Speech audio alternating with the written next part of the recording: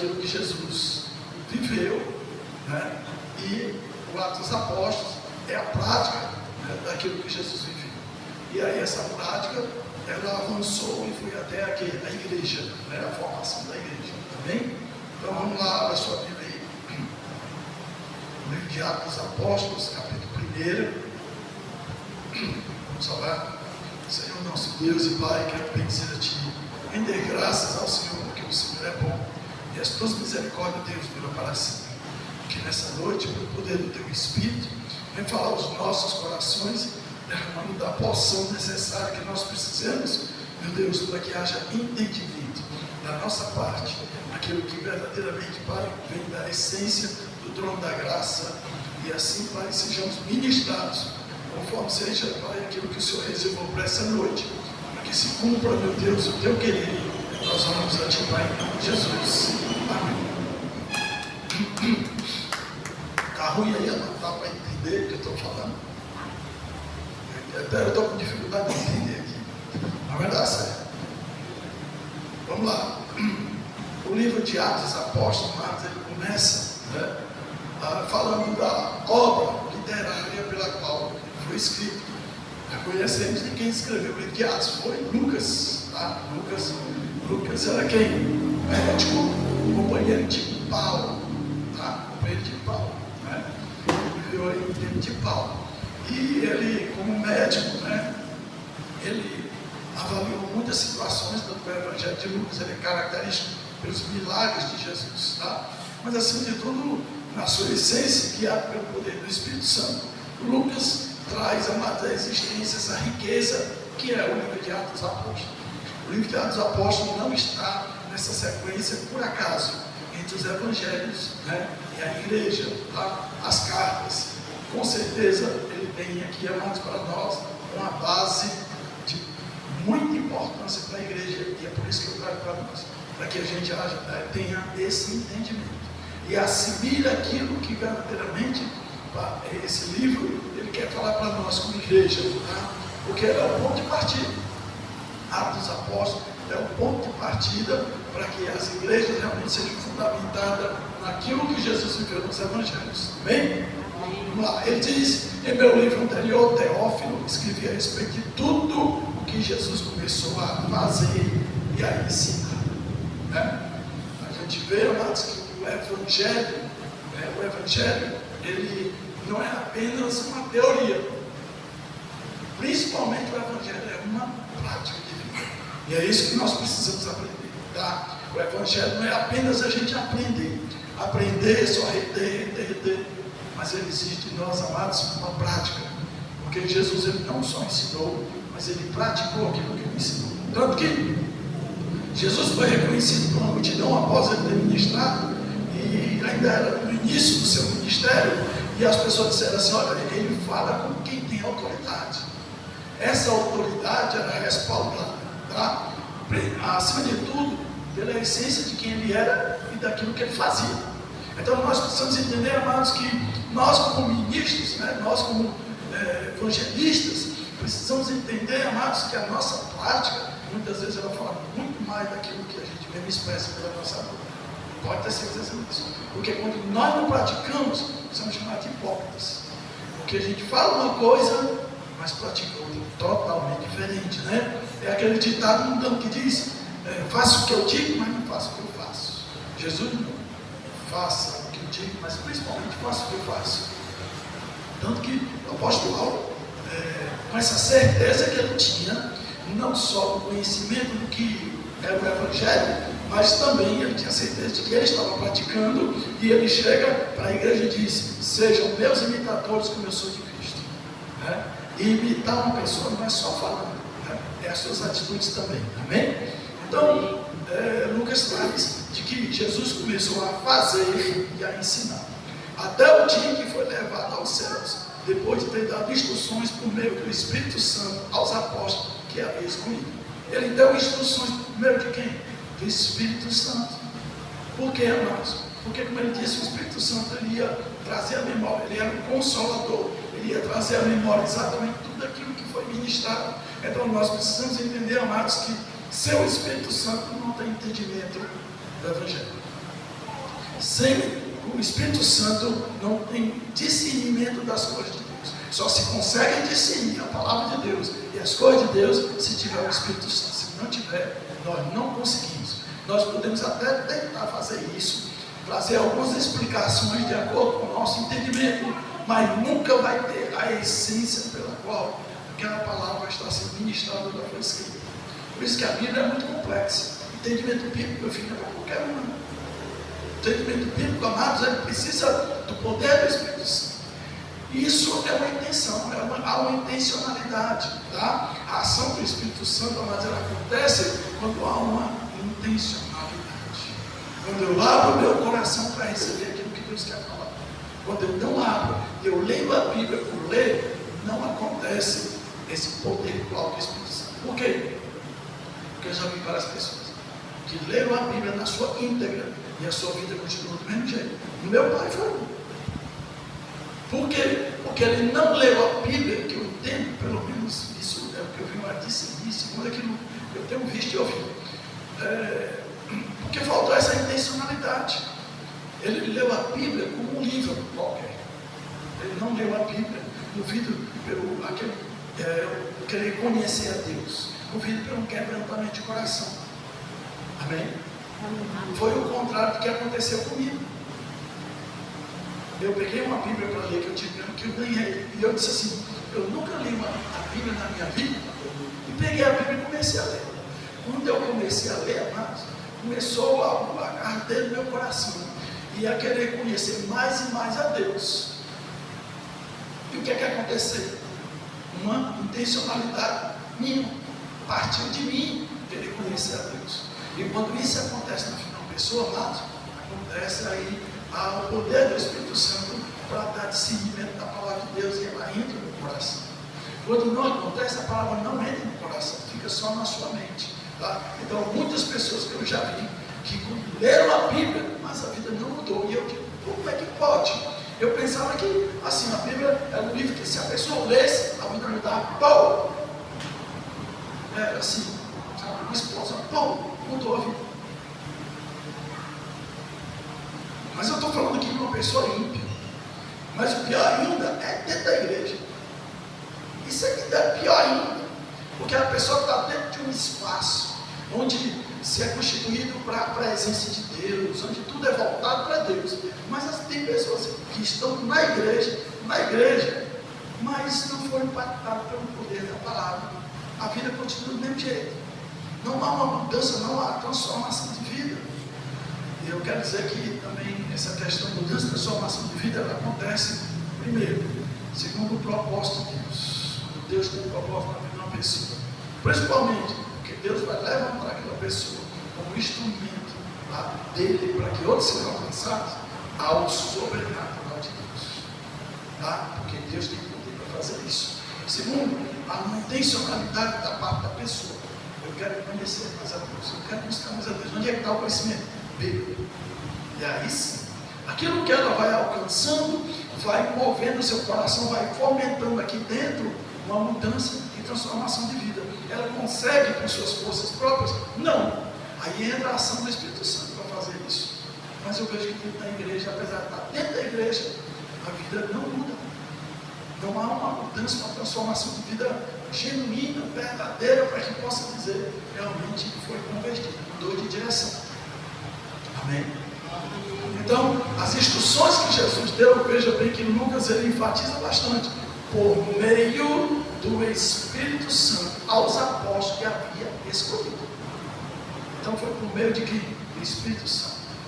Havia a existência dessa parceria, Deus Pai, Deus Filho e Espírito Santo. Todos três, amados, têm participação na obra de salvação dos homens. Amém? E aqui o Evangelho de Lucas ele traz essa existência e essa participação.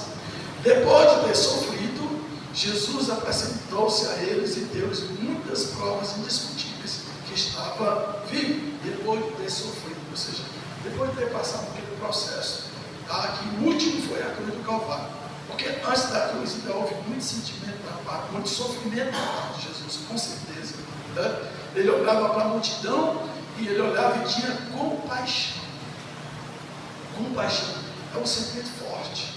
É um sentimento forte, amados, deixa eu explicar, de misericórdia, de ver aquela situação e no seu coração aqui desejar uma mudança, ver o sofrimento das pessoas. Então Jesus sofreu com aqueles que sofriam, né? Porque ele diz ali, bem-aventurado daqueles que sofrem, os que sofrem, misericórdia, para quem tem misericórdia. Então ele veio todo ali com aquele ensinamento, justamente que é uma ação nossa, do nosso sentimento para com as pessoas, aquilo que nós estamos vendo. Hoje nós vemos uma sociedade, que ela tem mais misericórdia para um animal do que para uma pessoa. Essa inversão de valores que nós estamos vendo hoje. Não há uma compaixão das pessoas em situações, né? Aquela Unicef e Esposa Velha sempre manda notícias da situação que está no mundo aí fora. Eu não vejo essas notícias na mídia, de que crianças estão morrendo de fome. Todo dia crianças morrem de fome. Sabe o que é todo dia? Pesquisa. Veja no site, principalmente das Portas Abertas, do Unicef, que você vai ver o trabalho deles intensamente, pedindo dinheiro às pessoas, para que elas possam contribuir com 10, 20 reais, 30 reais, você alimenta várias crianças, porque tem um produto, né, que eles fazem, que é muito forte ali, calórico, para poder aquelas crianças saírem daquele estado de inanição. Vi uma situação com a mãe, que estava com uma criança no braço, ela já estava morta. E ela com a criança aqui no braço, a criança já morta, mas ela não largou a criança. E o estado dos dois era deplorável. Né? Enquanto isso, eu vejo as pessoas na matéria, pelo menos eu olho aqui no celular, direto, gato sem não sei o que, cachorro não sei o que, e aí vai. Mais ênfase para os animais do que para as pessoas. As pessoas não estão comovidas em fazer doação. Amados, quantas pessoas que têm condições, pessoas aí tem milionário, não precisa ser milionário para fazer uma doação, não. Precisa realmente ter um coração voltado para as coisas de Deus. Porque aquela oferta da viúva, ela fez aquela oferta ali porque ela confiava no Senhor. Né? Os outros faziam porque estava só para mostrar as suas riquezas, né? E é isso que a gente vê o mundo hoje voltado para esse tipo de coisa, amados. Depois Jesus sofreu, apresentou-se a Deus de muitas provas indiscutíveis que estava vivo. Ou seja, não tem discussão, ele está vivo. Amado, Jesus apareceu às pessoas. Inclusive, eu creio que aquela sociedade daquela época viu Jesus, porque ele passou mais 40 dias, não foi escondido não, foi ensinando. Ele passou 40 dias vivo, ensinando, ele ressuscitou, então impactou, amados, as pessoas daquela época. Com certeza, relatos saiu pelas cidades, pelas comunidades. Olha, aquele Jesus ali que disse que era o mestre, que era o rei dos judeus, ele está de volta. Eu não sei em relação ao governo romano, né, os quais ele crucificou, a gente não tem aqui um relato bíblico, até agora eu não tenho, tá? De que como ele se comportava, em saber que aquele que ele tinha crucificado, que ninguém escapava da morte de cruz, havia ressuscitado e estava andando pregando. Eu não sei, eu não vi ainda nenhum relato sobre isso, depois eu vou ver, pesquisar se tem aí alguém que tem algum machado, né, alguma escrita, alguma coisa daquilo que eles transmitiram sobre a ressurreição de Jesus. Amém? Amém. A ressurreição de Jesus ela foi forte, assim como também o seu nascimento. Né? O seu nascimento foi muito forte. Tanto, amados, que foi proposto, né, pelo monge o início do calendário. O calendário de Cristo ele era decrescente. Quando chegou após o nascimento de Jesus, amados, ele zerou o calendário. E diz aí alguns estudiosos que o nome dele, eu lembro agora o nome dele, que ele propôs essa mudança no calendário, e a partir do nascimento de Jesus era o ano 1. Só que dizem que houve um erro, porque Jesus havia nascido de 4 a 6 anos antes. Mas de qualquer forma foi firmado isso muito tempo depois, e a partir do nascimento de Jesus foi ano 1. Tá certo? Então, como que a humanidade pode ignorar isso? Como que o nascimento de uma pessoa pode ter uma influência tão grande em mover aquilo que é uma data, aquilo que os seres humanos são regidos, né? Nós comemoramos o ano de 2026, todo mundo comemora o ano novo, né? Então, como que a humanidade pode ignorar a pessoa de Jesus, que foi responsável até para a mudança do calendário, né? Tá certo? Então, isso a gente precisa também, como cristãos, observar e principalmente valorizar, tá? Depois de seu sofrimento, Jesus apresentou-se a ele e deu-lhe muitas provas indiscutíveis que estava vivo. Apareceu-lhe por um período de 40 dias, falando-lhe acerca do reino de Deus. Irmãos, acerca do reino de Deus, ele já vinha falando para os seus apóstolos.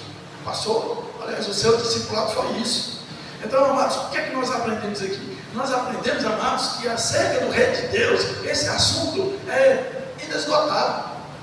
É o que precisa, amados, sempre haver na nossa mesa. É o que precisa haver sempre nos nossos encontros, falarmos acerca do reino de Deus. Amém? Amém. É o que precisa, amados, fazer parte da nossa essência, principalmente quando nos juntamos. Palavra de Deus, reino de Deus. O que ele está querendo dizer, Jesus? Dizer, amados, que a nossa mente agora mudou. A nossa mente não é mais terrena. A nossa mente agora é celestial. Então nós falamos agora das coisas de Deus. Lógico que também não vou ser extremista no que diz respeito a assuntos terrenos que envolvem nossa sociedade, nossa comunidade, nossa família. Existe, mas ele não é primordial. Ele não é mais, faz mais parte, principalmente da nossa vida, o que faz parte da nossa vida, o que nós respiramos, o que nós inspiramos, é o reino de Deus. Apesar de Jesus ter falado sempre do reino de Deus, para aquelas pessoas, era o que ele pregava, por onde ele andava, ele falava: o reino de Deus já está próximo. Eu quero dizer para vocês que já chegou, era a presença do nosso Deus, do próprio Deus. Então, amados, quando estivermos reunidos, não podemos deixar de falar do reino de Deus. Esse é o nosso diálogo, essa é a nossa conversa, essa é a nossa essência de ser em relação às pessoas. Amém? Amém. Certa ocasião em que comiam com eles, deu-lhe essa ordem. Então, amado, Jesus ressuscitou o próprio corpo. Ele foi restaurado em glória, ele disputou a poder e autoridade foi dada. A glória dele foi restaurada, mas ele continuava com a humanidade. Tá? Quando Jesus morreu e foi ressuscitado, ele não deixou a sua humanidade, seu corpo. Ele continuou no corpo. Amém? E aí ele sentou lá com eles e começou a comer. Tá? E ele deu uma ordem para os seus discípulos. O mestre deu uma ordem. Muitas coisas, amados, que principalmente aquilo que Jesus estabeleceu, não estabelecido, é que é o quê? Uma ordem. Um reconhecimento que daquilo tem que ser praticado. Um reconhecimento de que aquilo precisa acontecer. E para acontecer eu tenho que obedecer. É isso que você precisa aprender. A Bíblia não está para você questionar. A Bíblia não está para dizer assim: eu acho, eu penso. Não. A Bíblia está para que seja obedecida. As Escrituras estão aqui, amados, para nós, para que nós venhamos colocar em prática, sem questionamento. Se você crê que a palavra de Deus é de Deus e foi inspirada pelo Senhor, por esses homens, não há questionamento, mas é só você ver hoje na nossa sociedade questionamento sobre a Bíblia, questionamento sobre aquilo que foi escrito. As pessoas chegam a suscitar agora que a Bíblia precisa ser reformulada. Está muito antiquada. Tem coisas aqui que já passou, não precisa mais, e aí vai. Nós temos o Antigo e o Novo Testamento.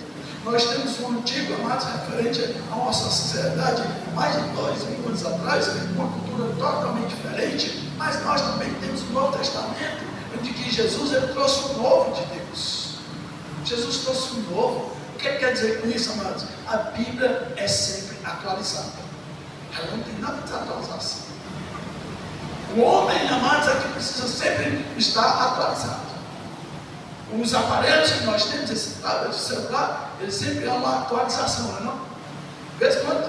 Você tem que fazer aqui, porque há uma atualização. Por quê? Porque o homem não consegue chegar a um determinado ponto e dizer: é aqui, ponto, acabou-se. É assim e está estabelecido. Muitas coisas não é assim. Algumas podem até ser. Já fui para trás. As leis, amados, elas precisam ser restabelecidas. Muitas leis. Elas precisam ser avaliadas porque a humanidade mudou. Mas apesar de que a humanidade mudou, há uma tecnologia, há uma nova mentalidade, mas a Bíblia continua a mesma, porque ela sempre está atualizada. Há várias discussões, principalmente no âmbito da ciência. A ciência não é precisa, porque o homem é perfeito. O homem não tem condição de precisar, né? E aí era correr para minha saúde, de repente correr não é. Andar, agora caminhar é bem a saúde, agora não, peraí, não é andar, só andar. Precisa ouvir agora, todo dia estava até conversando com minha esposa, né? O nosso corpo, ele é reativo, tá? Então uma caminhada ele provoca reação, sim, né? Principalmente aquele sedentário, começa a comer, começa a dar vontade de desistir, de se sentar, desarriar, né? Então o nosso corpo ele é reativo, tá? Mas aí a caminhada, como é? Diz agora, segundo os estudos mais atualizados, que para realmente ter efeito no seu corpo, a caminhada precisa ser de 20 minutos e a 5 km por hora. Vou arrumar agora um velocímetro. Vou arrumar um velocímetro e colocar aqui no negócio, eu não sabia que coisa que eu estou, né? Porque 5 km e 20 minutos. Porque tem gente também que veste ali aquela roupinha e sai para caminhar.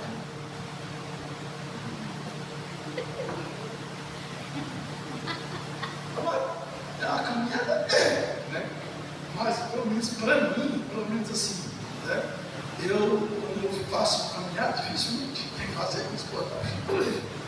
Eu ando rápido. Aliás, é a postura que nós temos, eu e ela, de andarmos rápido, né? Então eu ando rápido e eu sinto meu corpo reagindo, né? Eu sinto aquela ação dentro do meu corpo, né? É mais energia sendo gasta, a gente precisa de mais energia, principalmente essa daqui, né? A nossa dispensa, né? Tá certo? Principalmente essa energia que está guardada aqui, acumulada aqui, é a mais difícil de se tirar, né? E aí, amados, com a caminhada, vocês já viram um corredor de maratona, um bucho desse tamanho? Já viram já? Vocês já viram? Pronto, eu vou correr, não dá para correr, agora que eu já observo. Uma coisa que eu já observei, que eu sou muito observador. Vocês já viram gari? Aqueles que o caminhão de lixo vem, ele vai colher seu lixo. Você já viu aqueles capataz com cordão, sabe? Chega lá na porta da sua casa, pega o lixo e sai correndo. Você já viu cordão? Não, são pessoas magras. Porque meu filho, ele quer quantos quilômetros corre por dia ali? Pega o lixo, corre, e o cabo do caminhão não quer saber não, porque ele tem que terminar logo. Ele não fica esperando não. Eu vi um rapaz, que aquele rapaz está se perdendo no lugar. O rapaz é um atleta. Ele sai correndo, pega aqui o lixo, ele dá uma roda assim, ele paga, aí joga o lixo, corre e pula e fala, rapaz, é um gás medonho. Todo dia, né? Uma prática daquela ali. Então, amados, isso com certeza é benéfico para o nosso corpo, né? Mas a ciência está se mudando, não tem que andar, mas tem que andar mais rápido. De repente, dá água, diz que é para beber 2 litros de água por dia. Aí eu já vi uma matéria que tem cuidado com isso, porque uma pessoa estava tão obcecada que ele ficou com excesso de água alguma coisa, assim, né? Que também não é necessário, porque depende do seu organismo, aí já mudou. Aquilo que eu estou determinado, agora já tem assim, já mudou. Não é assim também. Mas amados, a palavra de Deus não muda. Está escrito. E se Jesus voltar daqui a 100 anos, a palavra de Deus vai continuar atualizada. Daqui a 100 anos, vamos estar aplicando a palavra de Deus. Vamos estar pregando o evangelho da salvação. Amém? Amém. Então, não deixe de meter isso na sua cabeça. Tem muita gente fazendo isso. Inclusive, supostos pastores. Que a Bíblia tem que ser reformulada, questionando algumas situações que tem aqui a prática, e vai muitas coisas que não vale a pena eu trazer isso agora. Mas eu quero dizer para você, amados, que acima de tudo, nós temos esses meios de comunicação, mas tenha cuidado. Porque muitas pessoas estão rejeitando o que está escrito, até porque não buscam ler, conhecer e estudar, e vão se basear naquilo que estão dizendo. Os bereanos, amados, como nós vamos ver mais lá na frente, o apóstolo Paulo foi pregar. Quando chegou, amados, lá, começou a pregar, os berantes. Tá bom, mas nós vamos avaliar. Foram ver nas Escrituras se aquilo que Paulo estava pregando estava realmente, que batia com o que estava escrito. Paulo ficou muito feliz. A igreja hoje precisa de pessoas bereanos, né? Pessoas que realmente vão procurar nas Escrituras, saber se realmente é verídico, se realmente aquilo ali está seguindo, mas não quero saber, porque é muito mais fácil aqui, né? Ouvir de pessoas pregando, eu não estou dizendo que estão pregando, mas tenha cuidado, que acaba botando uma pitadinha daquilo que eu acho. E a Bíblia não é eu acho, a Bíblia está escrito. Amém? Certa ocasião, enquanto comia, deu-lhe uma ordem: não saiam de Jerusalém, mas esperem pela promessa do meu Pai, da qual eu falei para vocês. Havia uma promessa, tá? Havia uma promessa, e essa promessa, ela vinha com poder. Porque de onde é que ela vinha? Direto de Deus. Ei, se você tem promessa na sua vida, você precisa saber que a promessa é liberada pelo poder de Deus. Viu? Essa promessa, ela é poderosa, porque ela está, amado, iniciada pelo poder de Deus. Deus disse: olha, tem uma promessa. Havia um casal em que ele não podia ter filhos. E foi um médico, foi saber. E aí um deles era estéril. Buscaram o Senhor. Quando foi determinada, veio a resposta de Deus. O Senhor disse: esse ano vou lhe dar um filho. Abraão. Sara era estéril. E aí o Chico disse: olha, próximo ano, quando eu vier, vai estar grávida. Vai dar luz a um filho. Nem ela acreditou. Amado, você precisa entender que quando Deus promete, Ele cumpre. E a promessa de Deus tem poder. Ela abre um ventre, abre a madre, ela abre portas. Porque a promessa de Deus, amado, não vem limitada para nós, não. Ela vem, meu filho, é ilimitada, porque ela vem do alto, ela vem da glória de Deus, um Deus do impossível. Você precisa crer, se Deus prometeu, Ele cumpre, porque Ele tem poder para fazer isso. E as promessas de Deus têm poder. E Jesus disse: não saia de Jerusalém, mas espere pela promessa do meu Pai, da qual falei para vocês. Pois João batizou com água, mas dentro de poucos dias vocês serão batizados com o Espírito Santo. O que é o Espírito Santo? Você vê a palavra Espírito Santo, amados, principalmente Atos 8, dunamis de Deus, uma explosão, é o poder de Deus. Amados, as coisas de Deus é uma explosão, é o poder de Deus, amados, para a humanidade, para aquele que crê. Aprenda isso. Vocês serão batizados com o Espírito Santo. E nós voltamos aqui para a essência do batismo. O batismo, amados, é uma identificação de que eu tenho um relacionamento com Deus. É uma identificação de que eu pertenço a Ele. O batismo, amados, ele é tipo como dois que nós temos aqui, aliança, né? Aliança, o que é isso? É agora, amado, diante de Deus, diante dos homens, que eu fiz uma aliança. O que é isso? Eu pertenço a ela e ela pertence a mim. Então o batismo, amado, também está aí junto com a aliança, porque o batismo é uma identificação, é uma forma de eu expressar que agora eu pertenço a Deus, eu pertenço ao seu reino. É por isso, amados, que o batismo é tão importante. Sabe para quem? Para você. Ainda que os outros não acreditem, daí o problema é deles. O batismo é pessoal, o batismo é íntimo. O batismo, amado, não é realizado somente naquele momento em que você mergulha ali, a água sai da água. Não! O batismo ele começa quando há uma essência, uma intencionalidade entre você e Deus, entre Deus e você, e então há essa ligação, e aí sim, isso é batismo. O batismo é tão importante, amados, e na sua essência, que outras religiões, elas pegaram esse gancho. sair fora de outras religiões, tem vários tipos de batismo, mas todos eles têm a mesma essência, uma identificação. Eu pertenço agora à entidade, eu pertenço, e aí vai. Uma forma de dizer agora que você é uma propriedade. E quando mas eu tenho essa intencionalidade do batismo, eu agora sou propriedade de Deus. Você entende o quanto isso é forte? Você é propriedade de Deus. Isso é forte. E nós precisamos entender isso. Porque a partir do momento que você entender isso, você vai se dar valor.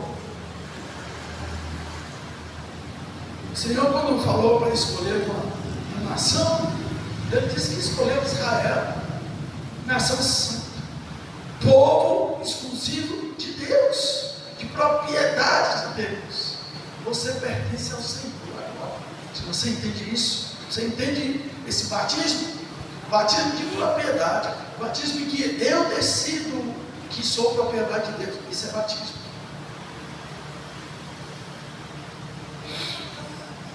O batismo de João era da água, era esse batismo que eu estou trazendo aqui para vocês. Esse batismo da intencionalidade de minha para Deus, de que eu pertenço a Ele. É uma identificação minha diante de Deus, diante dos homens, declarando, é uma declaração diante dos homens de que eu pertenço ao Senhor. Está aqui, eu sou batizado. Mas aí Jesus disse que viria outro batismo, batismo do Espírito Santo, que agora, amados, não só eu tomei essa decisão de ser propriedade de Deus, e agora o batismo do Espírito Santo que é, agora é o próprio Deus, o próprio Deus na minha pessoa. Não é só, eu disse que eu era propriedade dele, mas agora ele faz questão de me possuir. Tá? Quando eu digo essa possessão, me possuir é benéfica, não é como uma possessão maligna, de que agora o Espírito Santo habita em mim. Tá? Isso é forte. Por quê? Porque a humanidade jamais esperava isso. Ela se vê as deuses externos, e jamais passou pela cabeça de um homem de que um Deus podia morar dentro de uma pessoa, ele podia fazer morada. Isso já foi profetizado muitos anos atrás. As pessoas queriam fazer um templo para Deus. Deus até permitiu que o filho de Davi fizesse o templo, mas ele disse que ele não habitaria um templo feito por mãos humanas, mas sim pelas suas próprias mãos, o homem. Amém? Amém. Então os que estavam reunidos perguntaram: Senhor, é nesse tempo que vais restaurar o reino de Israel? Amados, enquanto o homem não tiver a mente de Cristo, o que é a mente de Cristo? É proporcionado por quem? Pelo Espírito Santo. Para cingir as nossas mentes com a mente de Cristo. Enquanto, amado, a sua mente não for a mente de Cristo, fica impossível você entender o que Deus está falando com você. Quando a pessoa entende, é porque o Espírito Santo capacitou para isso. Tá? Amém? Depois, quando Jesus falou do reino de Deus, coisas espirituais, os discípulos ainda estavam aqui na faixa da terra. Ainda estavam aqui, ó. É isso que acontece aqui. Eu estou falando de coisas espirituais, mas tem tanta gente que ainda está com os pés fincados na terra, em vez de estar aí na glória. Acontece no culto. O pastor vem pregar, vem falar de coisas espirituais, ele vem falar do reino de Deus. Mas quantas pessoas ainda estão no reino dessa terra? Não recebem a palavra, não tem discernimento daquilo que está sendo pregado. E se não tem discernimento daquilo que está sendo pregado, a vida não muda, porque o Espírito Santo não é educado. Não acontece o agir de Deus na vida dessas pessoas. Por quê? Porque elas estão terrenas. Estou cansado de dizer aqui que nós não somos mais seres terrenos. Nós somos seres espirituais. O Espírito de Deus habita em mim. E Ele me capacitou agora a ser espiritual. Jesus, amados, é o próprio exemplo disso. Jesus, quando Ele ressuscitou no corpo e no Espírito. Ele recebeu toda a poder e autoridade, mas ele permanecia no corpo. O batismo, amados, do Espírito Santo é uma confirmação de uma aliança de Deus com os homens, de que eu agora também faço parte de você. Eu agora estou com você em mar. Eu batismo no Espírito Santo. É um selo de qualidade. De que, desde que esse selo, as pessoas sempre dizem, quer cuidado, porque hoje em dia, mas o ser humano está num estado deplorável de engano e de falsificação. Está difícil hoje de saber o que realmente é verdadeiro e o que é falso, o que tem origem e o que não tem. Está complicado. Então, principalmente os objetos, vai se comprar, adquirir, ver se tem um selo. Nós temos aqui no Brasil um selo de metro, que testifica que aquele produto ele realmente vai entregar aquilo que ele está dizendo. Mas está tão difícil hoje, né? E saiu aí, foi criada essa tal de inteligência artificial. E quando eu olho certo vídeo, eu digo, meu Deus, como é que o ser humano se detém a passar tempo para fazer um vídeo de uma mentira? Como é que a pessoa se vangloria disso? Como é que a pessoa se sente bem fazendo tal coisa? Produzindo mentira? Produzindo uma inverdade? Uma coisa que não existe, irreal, e se satisfaz com isso, isso é maligno. Nós temos a verdade, não podemos abrir mão dela nem a pau. Que a nossa verdade é a verdade verdadeira. Que eu não preciso ser de método para poder testificar aquela verdade, porque a minha verdade está escrito. É a palavra de Deus. Selo do batismo do Espírito Santo, ele é a marca de qualidade do verdadeiro crente genuíno.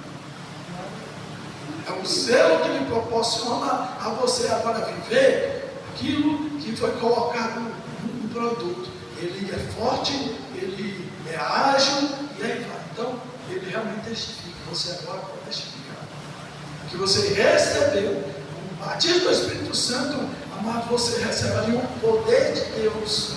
Para quê? Para ser exatamente aquilo que ele estabeleceu. É como um produto que ele é feito e ele tem que entregar. O tablet tem 8 GB de memória, tem tal tipo de memória RAM. Então ele tem que entregar isso aqui. E a partir do momento que você recebe o Espírito Santo, você tem que entregar aquilo que o Espírito Santo tem poder para fazer. Amém? Amém.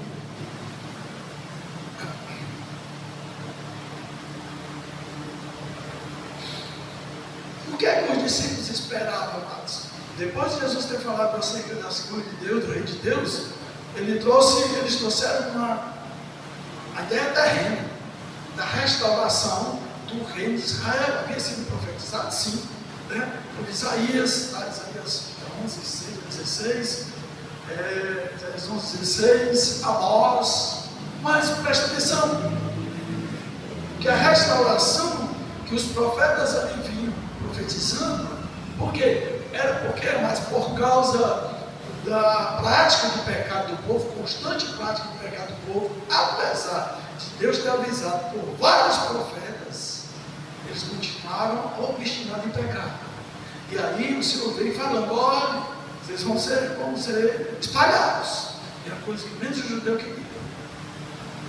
O judeu jamais queria perder aquela unidade, porque era a raiz deles.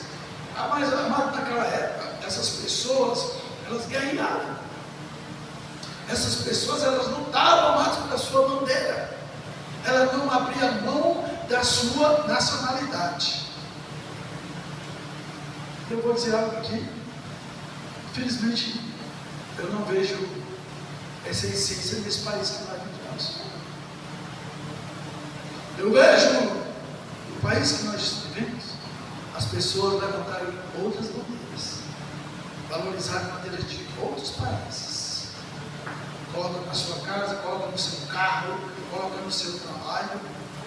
Esses dias me mandaram um vídeo, por exemplo, um bichinho desse carrinho igual meu aí, vinha na estrada e ele de repente ficou virado na lata e achou um raio que tinha carro na frente dele, saiu para ultrapassar, e um carrão desse que uma geração aí foi atrás e não pegou. Mas uma coisa eu observei, na traseira desse bichinho aí, meu Deus, assim, tinha a bandeira dos Estados Unidos. Era um adesivo assim, assim, uma parte dele era a bandeira dos Estados Unidos, era do Brasil. O mundo, até a Itália, lógico, foi fabricado aqui no Brasil. Ele é conhecido do carro brasileiro, né? O tanque de guerra, o pessoal diz. Mas ele não estava com a bandeira do Brasil. Ele estava com a bandeira dos Estados Unidos. Apesar que a bandeira dos Estados Unidos, as cores do Messias, né? Legal. Mas, e aí, irmãos? Quantos brasileiros vocês veem levantando a bandeira do nosso país? Os alvinegros acharam. Amados, esses povos aqui, eles defendiam a sua bandeira. Eles defendiam aqui a sua nacionalidade. Isso é uma coisa que eles jamais queriam, é ser espalhados. Se misturar. Eles não tem nem pensar. Você sabe por que surgiu os samaritanos? Porque os judeus, na época do exílio, acabaram se misturando. E é por isso que havia essa divergência entre os judeus e os samaritanos. Amém? Amém. E aí Deus disse, olha, vai continuar o pecado? Vou espalhar. Você não, acho que Deus disse, você lembra, você não conhece a história lá da Torre de Babel, em que todos falavam a mesma língua? Mas aí começaram a querer fazer besteira. Aí eu disse, misturou a língua, foi criado todas as línguas. E aí o que aconteceu? Se separaram. E esse povo, amados, jamais queria que isso acontecesse. Mas a pessoa que está obstinada pelo pecado, ele esquece da sua raiz. Ele esquece quem você é. Ele esquece, principalmente daquilo que é a essência de um ser humano, em que hoje eu prezo muito bem isso. Depois que o Senhor fez essa conversão, sabe o que é? Caráter. Mas isso é a base de um homem, caráter. Principalmente de um homem, não isola a mulher. Mas quando eu digo homem, porque o homem foi destinado a ser o cabeça da casa. E o cabeça da casa tem que ser um homem de caráter, de palavra, um homem de força. Aí o Senhor disse, pois tá bom, vou mandar conhecido. Então, foram conhecidos na Babilônia, 72 anos. E o Senhor usou sua profecia, porque Deus é muito bom, né? Deus é bom o tempo todo. Ele castiga, mas a Bíblia diz que ele faz a ferida, mas ele sabe. Ele faz a ferida para você saber onde que está o pecado. Você abriu os olhos e disse, está doendo aqui. Aí depois ele diz, agora você sabe que está doendo? Pois agora o papai vai curar. E aí, amados, o Senhor foi e disse, olha, vocês vão no cativeiro. Eles vão sofrer lá. Eles não ficavam lá como escravos, eles moravam na cidade de liberdade, mas não podiam sair da cidade, né? Estavam submissos, ao reino da Babilônia, tá? Mas não tinham mais a unidade, foram espalhados. E aí, amados, o Senhor disse, olha, eu vou espalhar vocês, mas vai chegar um tempo que eu vou reunir vocês dos 4 cantos, aqui, e vou restaurar o reino de Israel. O reino de Israel. Que reino de Israel é esse? Onde Deus é o Senhor. Eles olhavam para essa profecia e diziam, esses romanos vão ver. Eles vão ver, vai chegar um tempo que Deus vai tirar aqui o poder. E nós vamos assumir esse poder. O Senhor disse que ia restaurar o reino de Israel. O reino de Israel, amados, ele ia ser estabelecido quando Jesus fosse o Senhor. Quando Deus for o Senhor, esse reino vai ser estabelecido. Quando vocês aprenderem realmente a saber que o verdadeiro rei, ele é santo, ele é puro, e ele quer que a conduta de vocês seja assim também. Essa é isso. Então, por isso que eles fizeram uma pergunta, porque eles estavam nessa expectativa, dessa promessa contra o governo existente pela qual subjugava eles. Amém? Amém. Eles esperavam a restauração política e terrena. O rei de Israel, livrando-se do domínio romano, com um conceito ligado à profecia do Antigo Testamento. Então eles se apegaram a essa profecia, não porque era algo do poder de Deus e algo espiritual, eles enxergaram a profecia como algo terreno. E quantos de nós, amados, enxergamos as profecias que estão aqui como espiritual, que vem lá do reino de Deus, ou que vai acontecer aqui na face da terra? Porque a profecia de Deus, amados, ela é espiritual, é do reino de Deus, não é o reino dessa terra.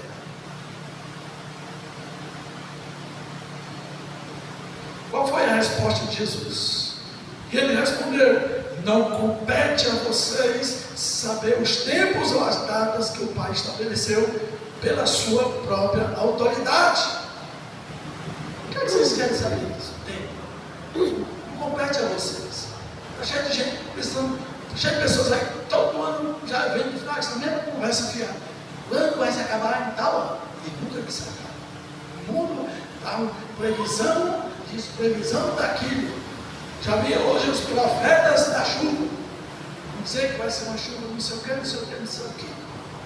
Mas a chuva vem de onde? Tem os profetas da chuva, né? Tem? Amados, a chuva vem do alto. Né? A chuva vem do jeito que Deus quer. Elias orou e foi destinado a 3 anos de seca, sem uma gota cair dos céus. Quando foi para desfazer, agora vai chover, Elias foi lá, galera, mandar o céu de Geazi, olha lá, cadê? Mas naquela expectativa, e aí tem muita nuvem, e nossa, o céu está limpinho. Elias falou: mas Senhor, 3 anos de chuva, mas eu sei que agora, uma hora no Senhor, vai ser muita chuva, vai ser uma tempestade, raios, trovões, né? Aquela chuva de pau. Vai lá, olha de novo. Chegou o céu. O Senhor está nublado. Senhor, creio, é poderoso, vai fazer, vai lá olhar de novo. O céu foi lá olhando.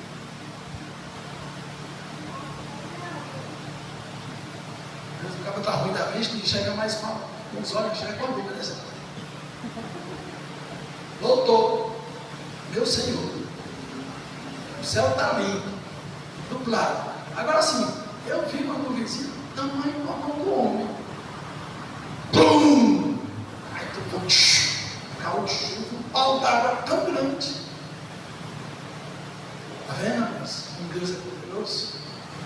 Se ele decidir, está feito. O homem fica na expectativa do homem. Mas de Deus é diferente. A de Deus é diferente. Não compete a vocês saber os tempos ou as datas que o Pai estabeleceu. Foi Deus que estabeleceu.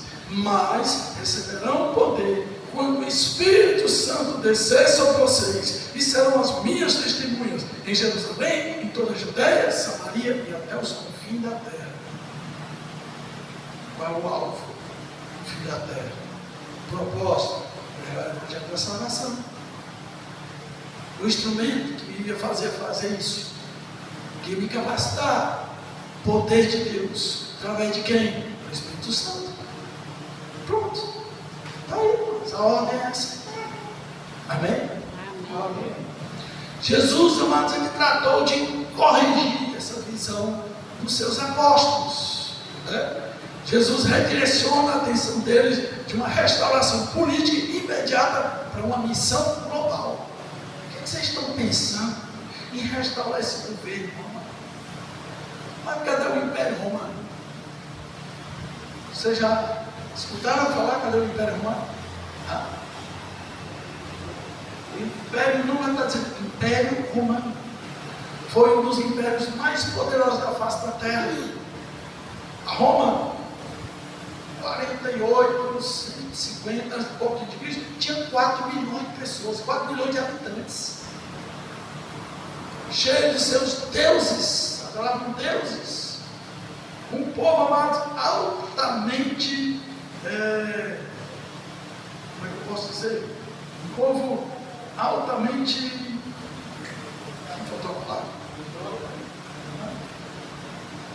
violento.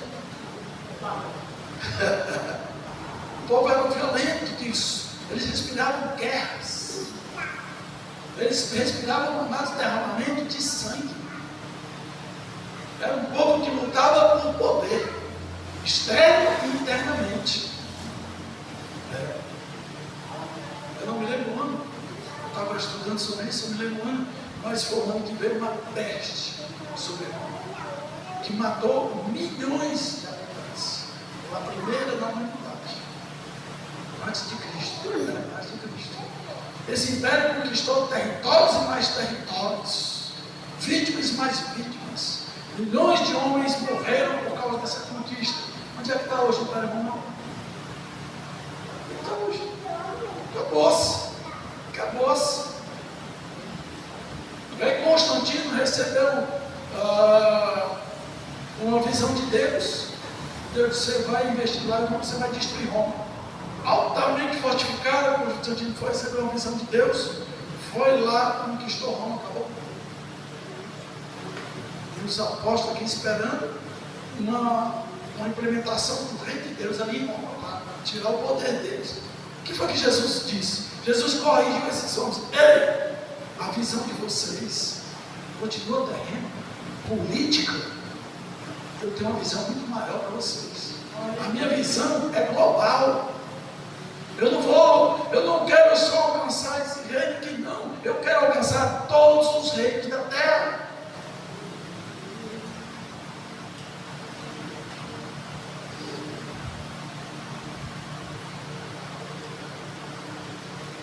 Quando ele disse que não compete a vocês saber o tempo, ele estava dizendo, amados, que esse cronograma, ele é divino, ele é soberano. Ele é estabelecido por Senhor e cabe a você cumprir. Você está perguntando: Senhor, já está demorando. Senhor, será que não vai vir? Será que é amanhã? Será que é depois? Não, amados, cumpra. Faça o que você tem que fazer hoje.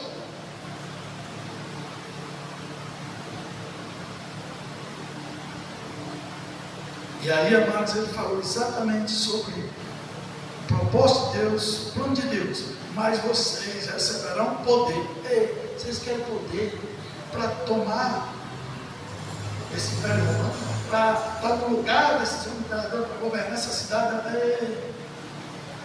Amados,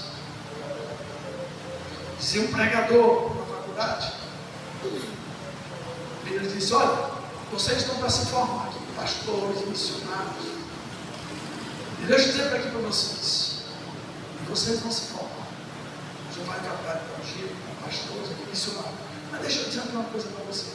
Quando vocês forem capacitados para tal ministério, se por acaso a rainha da Inglaterra já falou assim, chamar vocês para fazer parte do seu governo, do seu reino, não se rebaixe. Não se rebaixe.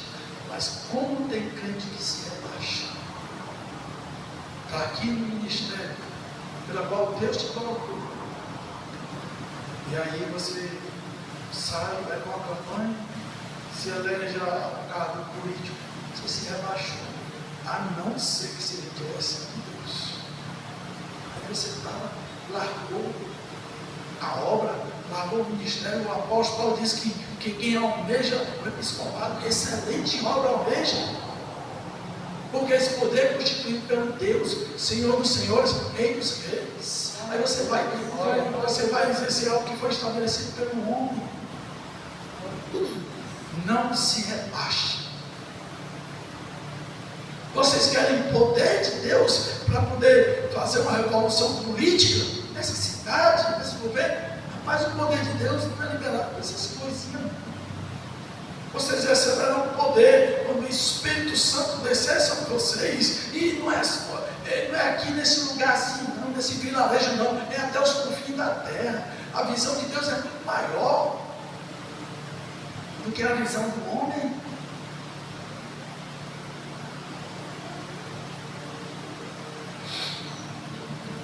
Com esse poder eles se tornariam suas testemunhas, que em grego é martírio, significa ser ministros. A palavra ministro, são desejar ministro, quando é ministro.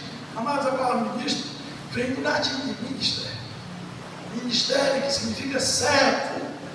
Servo. Vamos pegar essa palavra, ela era uma conotação de autoridade. Então, ministro, falando de tal. Temos aí os ministérios. A igreja tem ministério. Tem o que você faz no ministério da igreja? Sério. Tá? Então, os governos têm seu ministério. E aliás, essa palavra ela começou bem antes lá no tempo de Artaxerxes. Legal. O rei Assuero, que é melhor, né? sai, meu irmão pronunciar essa palavra. E lá foi, e nessa época foi eleito ministros, né?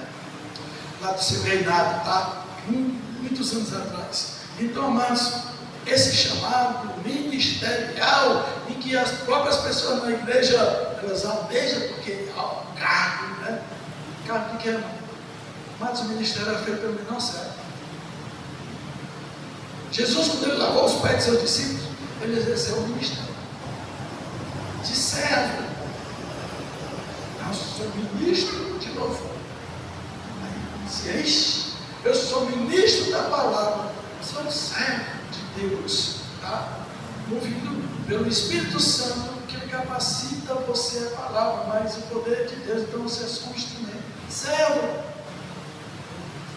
E o que significa exatamente o que Jesus falou para os jeitos, para a igreja? Presta atenção. O reino de Deus, amados, ele é um reino espiritual. E ele estabelece nos corações não estruturas políticas nem terreno. Não podemos sair do foco. Hoje eu gosto muito de notícia. Vejo política. Vejo, entendo alguma coisinha, que entende muito bem meu pai. Para não ser muito alienado. Mas, amados, essa não é a minha visão aqui na terra. Esse não é o meu trabalho. Eu já disse para vocês, eu posso até enfrentar um cargo político se Deus me mandar. Se Deus me comissionar, me direcionar, eu vou fazer muita prova. Só assim. Mas se não, a minha obra aqui na terra é uma obra espiritual. A minha obra aqui na terra, ela reflete o reino de Deus, não o reino do homem. Então, amados, a missão, amados, para hoje é nos corações de Deus. Amém? Amém. Prioridade do Evangelho. A prioridade da igreja é pregar o Evangelho e ser testemunho de Jesus Cristo. Não focar em expectativas políticas e temporais. Esse é o propósito da igreja. Eu fico muito triste, amados, quando eu vejo a igreja sendo usada como instrumento político. A igreja não pode ser usada como instrumento político. Antes de eleição, caça aos pastores. Chegou uma vez uma pessoa, eu acho que na igreja disse: aqui não, mas o que é que o senhor está precisando? Oh, ainda bem que eu não falei o que eu queria falar, falei para o Espírito Santo. Mas o que é que o senhor está precisando? Eu digo, rapaz, o que a gente precisa muito aqui, sabe o que é? Oração. É oração. Campanha política se prepara. Chega pessoa na igreja, pastor, você está precisando aqui cozinhar? Piso? Fecha o bico. Ó, no dia que eu fizer isso, eles vão se embora. Eu me vendi. Eu perdi a essência do reino de Deus. Estou vivendo o reino da terra. Nosso foco é o reino de Deus. Não focar em expectativas políticas ou temporais. Poder para a missão. O Espírito Santo é quem capacita os seguidores de Jesus a cumprir essa missão, indo além das suas fronteiras. Não podemos ser medíocres. Nós temos para alcançar o mundo todinho. Enquanto isso, nós não alcançamos nem a nossa vida, nem os vizinhos, nem a família. Porque ela está faltando visão de Deus. Está faltando o poder do Espírito Santo. Porque esse poder só acontece quando há uma consciência. Jesus, olha a consciência dos homens, desses apóstolos. É nesse tempo para restaurar o Israel, vamos entrar por aí. Não, não. Jesus trabalhou para mudar a consciência desses homens. Tirou ele do foco. O foco é isso aqui, o foco é ali. Então, amados, vai acontecer quando realmente nós tivermos essa consciência de que nós alcançamos vidas pelo poder do Espírito Santo. Poder. A gente parece que não sabe o que é que significa isso. Amado, é o poder de Deus. Jesus disse: vocês receberão do alto a promessa do meu Pai. O poder pelo poder do Espírito Santo. É o poder de Deus que nos capacita a pregar o Evangelho. Eu espero que essa igreja viva esse poder. Lá na frente nós vamos ver, amados, a transformação que esse poder fez na vida de 12 homens. Nós vamos, amados, viver, amados, exatamente a essência pela qual a igreja ela aconteceu. A partir de quando esse poder foi liberado, eles tiveram consciência. E nós vamos ver na próxima, nós vamos entrar na pregação de Pedro. A pregação de Pedro mudou. Tá? Nós vamos ver que a pregação de Pedro mudou. E aí nós vamos ver que a partir da consciência de que quando realmente você fala, viu? Nós vamos ver isso. Porque Pedro, quando ele foi pregar, o que foi que ele falou? Qual foi a essência que ele deu ênfase? Pela qual as pessoas desejaram se arrepender.